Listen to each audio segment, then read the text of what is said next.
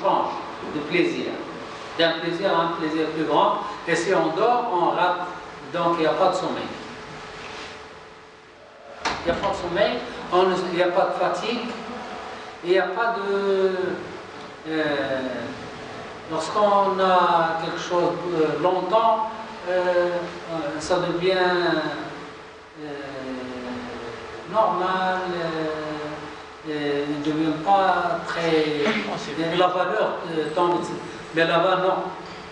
Chaque fois on change d'une chose à une chose meilleure et ainsi de suite. Et la joie ne diminue jamais. Est-ce que le plaisir du paradis, c'est en fonction des époques où on vit? Pardon? Est-ce que le plaisir du paradis, c'est en fonction de l'époque où on vit? Par exemple, comme nous, à l'époque du prophète, il n'y avait pas de voiture, il n'y avait pas d'avion. Est-ce qu'au paradis, on peut dire que je veux une voiture et on aura? Tout ce que vous désirez, vous l'aurez. Je crois qu'il y aura ici. On va voir ici. Je pense que c'est un homme qui était stérile, n'avait pas d'enfant dans ce monde. Là-bas, il dit, oh Seigneur, moi je n'ai pas eu d'enfant, je veux avoir un enfant. Il dit, d'accord. Et tout de suite, dans un clin d'œil, la femme est enceinte et elle donne naissance à un enfant parfait. Un homme, il dit, un compagnon est venu chez le prophète, il dit, moi j'aime les chevaux. Est-ce qu'il y a des chevaux au paradis? Il dit, oui, tu auras des chevaux ailés en rubis. Des chevaux en rubis ailés qui te portent n'importe où, là où tu veux. À l'autre, il dit, est-ce qu'il y a des chameaux? Il dit, écoute, là-bas, il suffit d'imaginer quelque chose ou de souhaiter quelque chose et tu l'auras. Si tu veux des ailes, tu les auras, tu auras, comme Ja'far, tu voles avec Jibril et Mikaël. Et ainsi de suite. Et si on espère l'impossible, je dis, si on espère l'impossible de mesure de ce monde si bas, et là-bas, il n'y a pas d'impossible. L'impossible se réalisera. Vous souhaitez avoir des voitures, des sous-marins, des avions, vous souhaitez, au contraire, Allah subhanahu wa ta'ala demande à un serviteur, il lui dit, espère ce que tu veux. Dis-moi ce que tu souhaites. Il dit, je veux ceci, cela, il s'arrête. Il dit, encore. Il dit, il n'y a plus. Il dit, tu auras tout ce que tu as dit et tu auras d'autres choses que tu n'as pas dit. Tu n'as pas dit.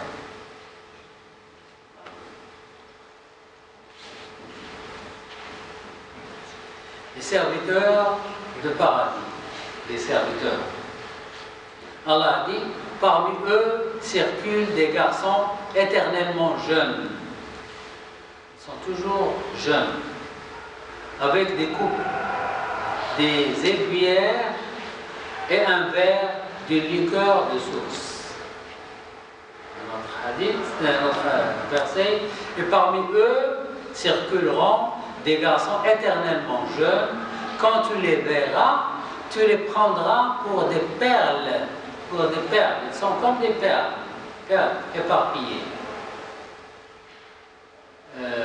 Hadith, le prophète sallallahu alayhi wa sallam a dit, j'ai demandé à Allah de ne pas punir les enfants des humains. Il m'a donné leurs enfants comme serviteurs au paradis. Alors, les enfants qui sont morts avant la puberté seront l'wildan mukhlad.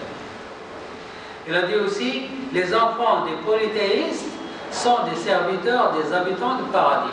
Alors les enfants des musulmans seront avec leurs parents. Et les enfants des polythéistes et des mécréants seront l'wildan mukhladun qui travaillent au paradis. Ils seront heureux aussi.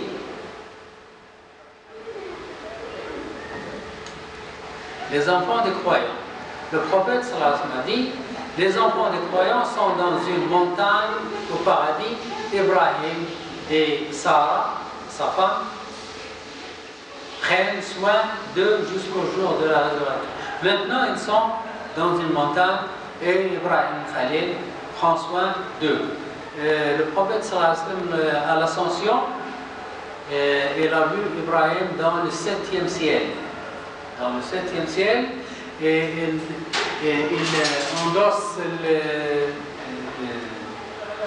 Beit Ma'mor. Le Beit Ma'mor, c'est un Kaaba dans le ciel.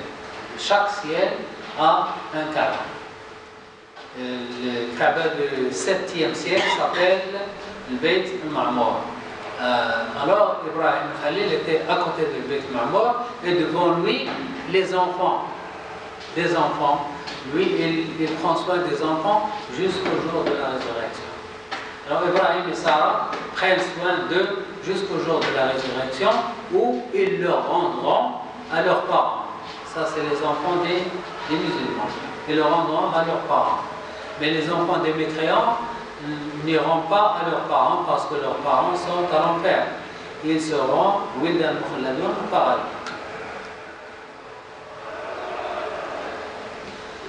La chanson des Houris. Les Houris chantent. Les Houris et les femmes, ils chantent. Le prophète sallallahu alayhi wa sallam dit, les Houris dans le paradis chantent. Ils disent, nous sommes les belles Houris, nous sommes réservés pour des maris bénis. Et ils disent aussi, les femmes au paradis chantent d'une voix incomparable.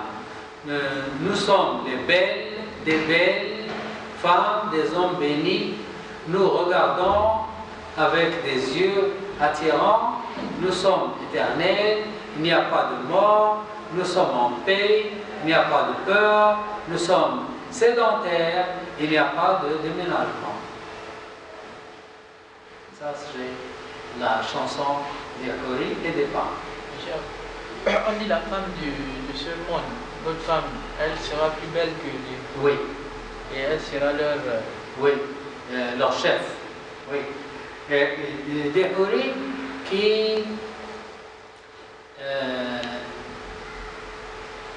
il y a un homme, il y a des gens, des musulmans qui sont en guerre sainte contre les mécréants, contre les Romains. Et 10 hommes étaient attrapés prisonniers. 10 hommes étaient attrapés prisonniers et on les a... on a décidé de les tuer. On a tué un par un. Et un homme parmi eux, il voyait, lorsqu'on tuait le premier, le ciel s'est ouvert et une Houri